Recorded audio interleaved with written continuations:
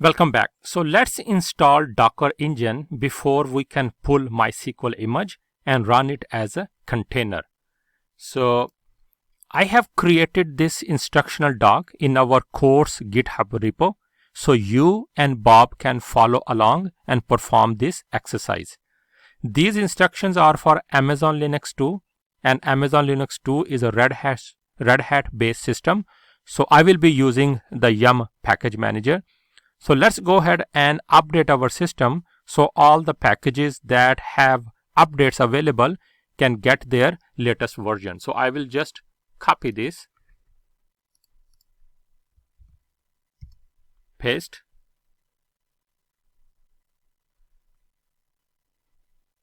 then go ahead and search for Docker,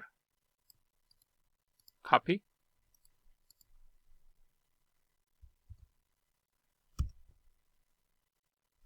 So as you can see, we can see that there is a Amazon ECR Docker credential helper, and right there automates the deployment of containerized application Docker for x86-64 systems. Okay, so we did find this one, and let's see what is the version we have. We have 20.10 available. The size for this package is almost 40 megabytes, and it is 86-64 for architecture systems.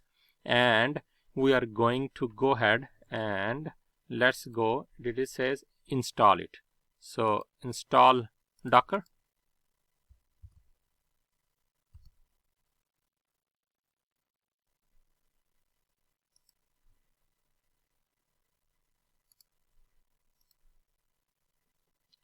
Once Docker is installed, it is recommended that whoever the user is running this installation, this user needs to be put in a group called Docker, so it can run different commands. So now if I say, let's see, it says here,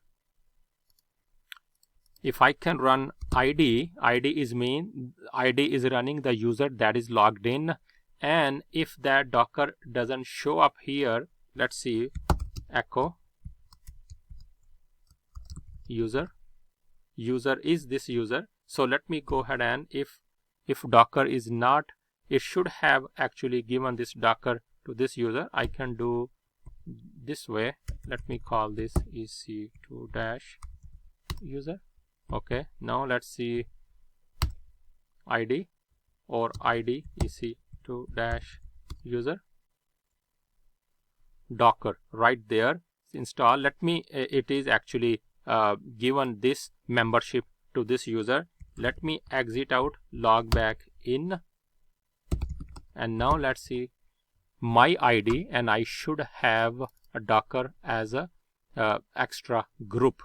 So now once this is done, we need to actually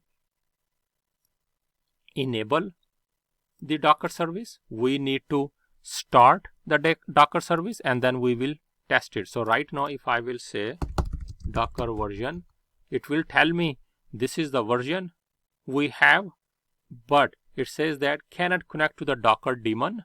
And because the Docker daemon, the engine, it should have a warrant sock file. Remember, in the MySQL side also there is a sock file, the socket file that accept different connections. So it says, is the Docker daemon running? No, it is not running. Let's go ahead then run it. So we first enable Docker to run on a reboot, and then we say that start Docker, and then we are saying if Docker is started, go ahead and give us the status of this. Just like 7 seconds ago, the Docker is running. So now we have confirmed that Docker is running. Let's see if we have any images. Remember, I said every software that we want to run as a container, it is called image, and out of that image is like a cookie cutter. You get a running state of that image is become container. Simple as that. But there's, like I said, that tons of stuff online. You can get any course on Docker. You can get any tutorial on a YouTube or so far. But the thing is, image container. You just need to remember that. You need to have a Docker engine. You need to pull the image for a software and you run it and it will become container. And container is like any other process, but it is totally isolated from the rest of the processes. And it is controlled by control groups and namespace. I don't want to go on that side. So this is out of our topic. What we are doing, we simply want to get a software image. In this case, we are working on MySQL. We want to get MySQL image. We want to run it and it will run as a container and we want to manage it. So let's say Docker images.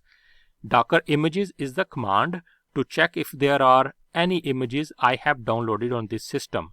And Docker, D-O-C-K-E-R, Docker PS, and I believe Docker container PS is the same command. So Docker PS, like we say PS, like all the running processes on the system. Docker PS mean all the container processes running on this system. So right now we do not have anything.